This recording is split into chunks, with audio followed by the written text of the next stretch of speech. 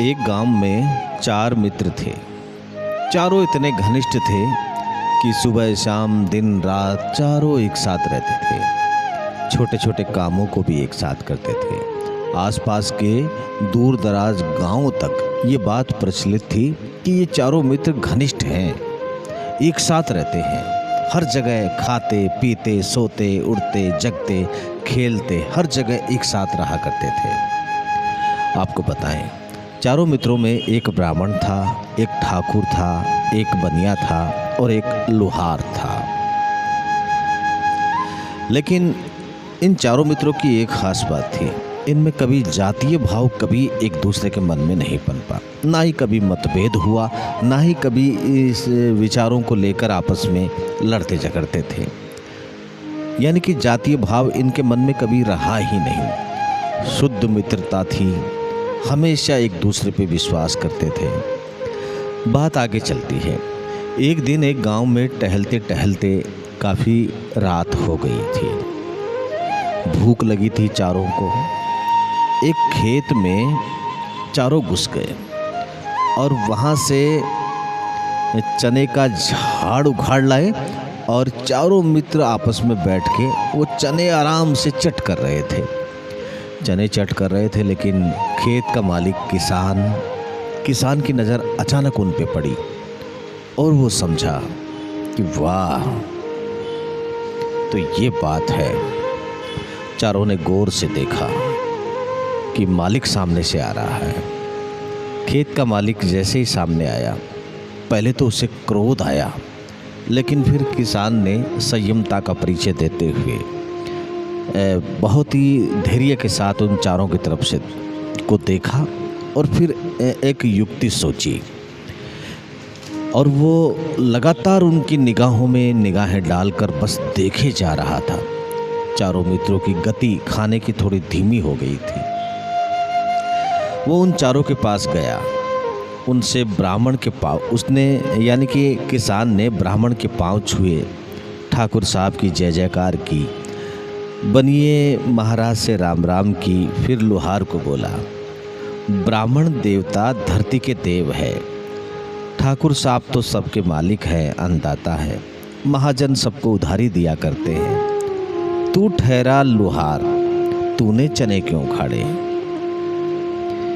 ये कह के किसान ने लोहार के 2-4 लठ रसीद कर दिए और लोहार अपनी चोट को सहलाता रहा। तो साहब, अब बारी आई बनिए की। बनिए से कहा किसान ने, तू साहूकार होगा तो अपने घर का, पंडित जी और ठाकुर साहब तो नहीं ना। अब तू बता, तूने मेरे खेत से चने क्यों उखाड़े? ये कह के उसके भी 2-4 लठ रसीद कर दिए। बात आगे बढ़ी। ठाकुर साहब से कहा, ठाकुर साहब, मानते हैं आप अन्नदाता हैं, पर किसी के अन्न को और किसी के अनाज को छीनना तो गलत है ना? बताइए, आप ही बताइए ठाकुर साहब, गलत बात है ना? पंडित जी की दिगर बात है, उनके हिस्से में जो चला जाए वो दान पुण्य हो गया, पर आपने तो धोखाधड़ी की है ना। ये कह के किसान ने ठाकुर साहब की भी 2-4 लठ रसीद कर दिए, यानी कि उनको भी प्रसाद दे दिया गया। तीनों के बाद अब किसान पंडित जी के पास पहुंचा और उनकी आंखों में आंखें डालकर कहने लगा,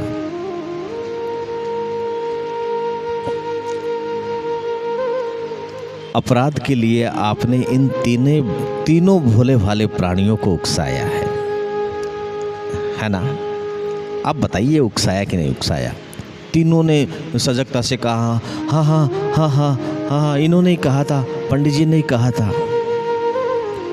अब किसान बोला अपने लठ की तरफ देखते हुए कि क्यों पंडित जी, बोलो उकसाया ना? तो अपराध के लिए उकसाना भी तो एक अपराध है। ये कह के पंडित जी के भी 3-4 लठ टिकाए और अब चारों को एक एक करके उन्होंने टिकाया। तो दोस्तों, अंग्रेज़ों ने इस बात की शुरुआत की थी। बाद में देश की राजनीतिक पार्टियों ने सदियों से देश की भोली भाली जनता के साथ यही तो सब कर रही है। कहानी सच्ची लगे, समझने का प्रयास करें। अगर कहानी केवल कहानी ही लगे तो आने वाले समय में लटकाने के लिए आप भी तैयार हो जाइए। दोस्तों, मैं हूं आपका दोस्त आरजे अभिषेक शमशू। आपके बीच रोज इस तरह की प्रेरक कहानियां लेकर आता रहता हूं। उम्मीद करता हूं कि आपको ये कहानियां अच्छी लगती हैं। अगर आपको ये कहानियां अच्छी लगे तो इन कहानियों को शेयर करें, अपने दोस्तों को फॉरवर्ड करें। अपना ख्याल रखें, अपनों का ख्याल रखें। जय हिंद, जय भारत।